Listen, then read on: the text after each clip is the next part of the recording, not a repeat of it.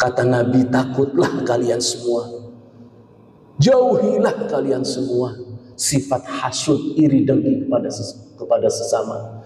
Karena sifat hasud ini takulul hasanat, akan memakan kebaikan-kebaikan kita seperti api memakan kayu bakar. Jadi kalau kita beribadah, bertakarub kepada Allah, mengaji, sedekah dan sebagainya, tapi hatinya masih diselumuti hati yang dendam kepada orang lain, hati yang hasud dengan orang lain, iri dengki pada orang lain, ingat, ibadah-ibadah itu akan sia-sia. Assalamualaikum warahmatullahi wabarakatuh. Alhamdulillahi rabbil alamin, wal aqibatu lil muttaqin, wala udwana illa 'alal zalimin. Wassalatu wassalamu ala sayyidil mursalin Muhammadin wa ala alihi washabbihi ajma'in, amma ba'd. Hadirin hadirat jamaah salat subuh yang mudah-mudahan senantiasa dimuliakan Allah. Puji syukur mari senantiasa kita panjatkan kehadirat Allah Subhanahu wa taala, karena hanya dengan limpahan rahmah, hidayah dan inayahnya kita semua masih diberikan kemampuan untuk melakukan kegiatan-kegiatan, melakukan kewajiban-kewajiban kita sebagai seorang muslim, yang antara lain melakukan ibadah sholat subuh secara berjamaah. Mudah-mudahan seluruh rangkaian amalan kita khususnya di bulan suci Ramadan ini senantiasa diterima oleh Allah Subhanahu wa taala. Amin ya Allah ya rabbal alamin. Shalawat dan salam semoga tetap tercurah pada baginda Nabi Agung Muhammad sallallahu alaihi wasallam, para keluarga, para sahabat dan para pengikutnya hingga akhir zaman. Hadirin hadirat rahimakumullah, satu motivasi bagi kita sekalian yang saya kutip sebuah riwayat di kitab Zuratun Nasihin. Di situ dijelaskan bahwa man hadara majlisal ilmi fi Ramadan kataballah likulli qadamin ibadatas sanad. Riwayat itu menjelaskan bahwa barang siapa yang menghadiri majelis ta'lim seperti saat sekarang ini di bulan suci Ramadan, kataballah, maka Allah akan mencatat likulli qadamin ibadatas sanad. Setiap langkah-langkah kita, yaitu setiap langkah sama seperti ibadah sunnah 1 tahun. Subhanallah, begitu besarnya pahala yang Allah janjikan untuk menghadiri majelis taklim ini. Hadirin hadirat rahimakumullah, sebagaimana kita maklumi bersama bahwa puasa ini adalah nisfus sabri was-sabru nisful iman. Ini dijelaskan oleh Rasul bahwa puasa ini adalah separuh dari kesabaran, dan kesabaran itu adalah separuh daripada iman. Oleh karenanya tentu kita semua berharap dengan hikmah disyariatkannya puasa ini menjadikan kita sebagai seorang muslim punya pribadi-pribadi yang tangguh, pribadi-pribadi yang kuat, yang kokoh mentalnya, yang kokoh ruhaninya. Kita tahu bersama sebagaimana diriwayatkan oleh sebuah hadis bahwa yang namanya gagah perkasa, yang namanya orang yang kuat mentalnya adalah bukan karena orang itu bisa mengalahkan musuh-musuhnya, tetapi dia bisa menahan dirinya ketika dalam keadaan marah. Sebagaimana hadis Nabi mengatakan, innamas syadid bisur'ah wa innamas syadid alladhi yamliku nafsahu 'indal ghadab. Kata Nabi, bukanlah orang yang gagah perkasa itu adalah orang yang mengalahkan musuh-musuhnya, tetapi yang namanya gagah perkasa itu adalah alladzi yamliku nafsahu 'indal ghadab, yaitu orang yang bisa menahan dirinya, bisa menahan hawa nafsunya ketika dia marah.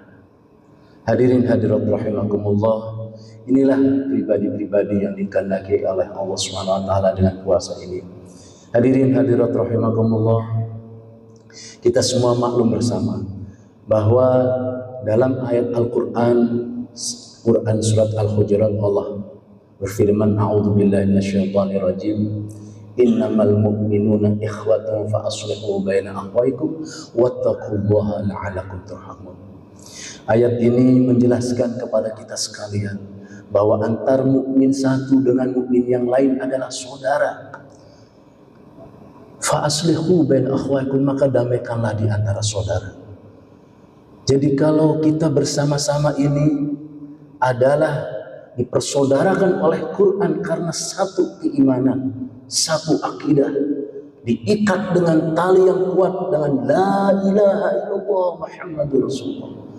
Maka disitulah kemudian timbul kewajiban kita sebagai sesama mukmin dan muslim untuk saling menghormati, untuk saling menyayangi, untuk saling menjaga satu dengan lainnya. Dalam hadis disebutkan al-muslim akhul muslim la yakhziluhu wa la yahkiruhu wa la yuzlimu. Kata Nabi, antara muslim satu dengan muslim lain itu adalah saudara. Maka haram hukumnya berbuat zalim kepada saudaranya. Haram hukumnya merendahkan terhadap saudaranya. Haram hukumnya menghina saudaranya. Dan pribadi muslim yang dikendaki di saat bulan puasa adalah pribadi yang memudahkan maaf kepada sesama muslim.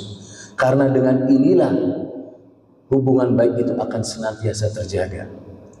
Sebagaimana saya sampaikan sebuah riwayat Al-Qisah bahwa ketika Nabi bermujalasah dengan para sahabatnya, Nabi memberikan kabar kepada para sahabat, wahai sahabat-sahabatku, nanti sebentar lagi akan ada datang seorang laki-laki dan itulah sosok sebagai penghuni surga.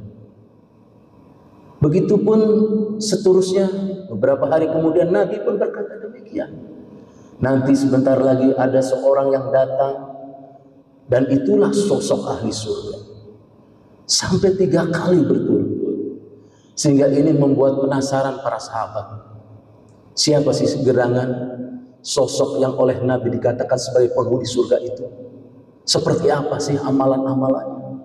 Seperti apa sih personifikasinya, kepribadinya? Kemudian diriwayatkan ada salah seorang sahabat yang kemudian ingin tahu, menyelidiki rumahnya seperti apa, amalan-amalan ibadahnya seperti apa. Kemudian berpura-pura dia menginap. Wahai fulan, saya ingin menginap di rumahmu karena saya sedang bertengkar. Padahal tidak. Ini hanya untuk menyelidiki. Setelah itu dia amati, dia perhatikan setiap harinya selama 3 hari tersebut, dan nampaknya tidak ada menonjol dari ibadah sahabat seperti itu. Sama seperti sahabat-sahabat pada umumnya melakukan kegiatan-kegiatan rutin.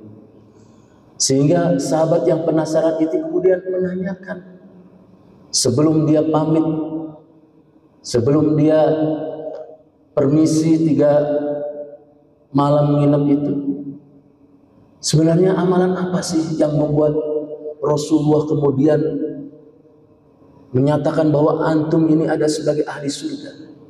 Nampaknya biasa saja ibadah-ibadah antum. Kemudian orang tersebut yang dikatakan oleh Nabi penghuni surga itu, dia rupanya punya amalan. Kalau malam sebelum tidur, dia selalu bermunajat kepada Allah dan mengatakan, ya Allah, saya maafkan saudara-saudara saya. Saya maafkan orang yang telah menghina saya. Saya maafkan orang yang telah menzolimi saya. Saya maafkan orang yang telah memfitnah saya. Subhanallah. Inilah rupanya yang menjadikan dia sebagai penghuni surga yang dikatakan oleh Rasul. Jadi mudah memaafkan. Gemar memaafkan kepada sesama. Tidak ada rasa dendam, tidak ada rasa suudzon, tidak ada rasa ingin mendolimi orang lain, tidak ada hasud dan sebagainya yang akan merusak hati seseorang. Bukankah dalam sebuah ayat Allah berfirman, yauma la yanfa'u malun wala banun illa man atallaha biqalbin salim.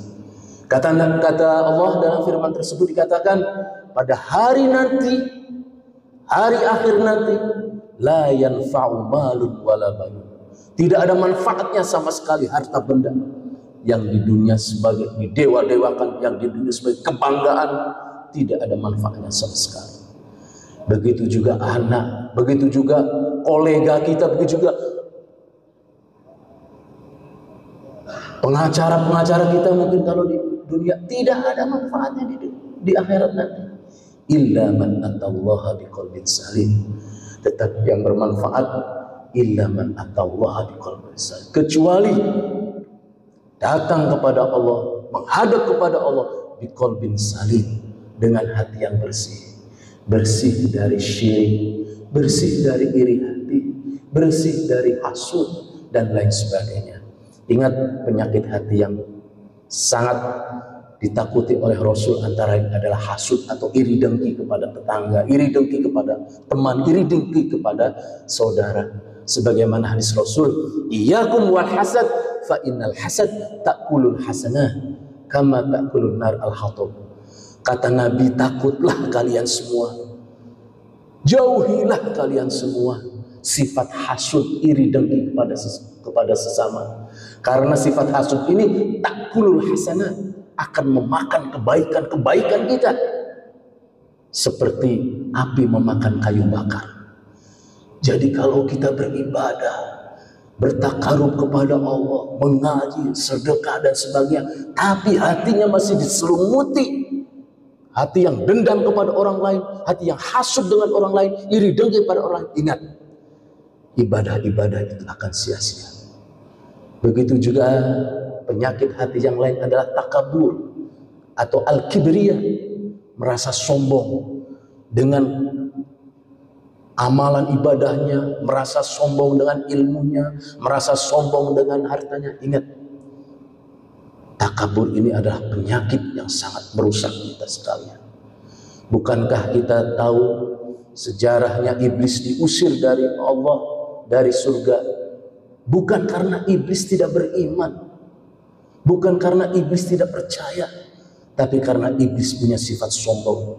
Di dalam Al-Quran dijelaskan, ketika Allah menyuruh iblis untuk menghormati Nabi Adam, iblis tidak mau. Dia mengatakan, khalaqtani min nar wa khalaqtahu min tin. Kata iblis, gengsi dong ya Allah, saya diciptakan dari api sedangkan Adam diciptakan dari tanah. Kenapa saya harus menghormati Adam? Gara-gara itulah iblis kemudian diusir. Dan kita tahu bersama apa yang kita sombongkan di dunia ini. Kita datang di dunia tanpa membawa apa-apa, dan ketika kita masuk ke liang lahat juga tidak ada yang dibawa, hanya amal soleh dan hati yang bersih yang akan kita bawa, yang akan kita selamatkan kita nanti menghadap Allah Subhanahu wa Ta'ala. Hadirin hadirat rahimakumullah, itu saja barangkali yang dapat saya sampaikan dalam kuliah subuh ini.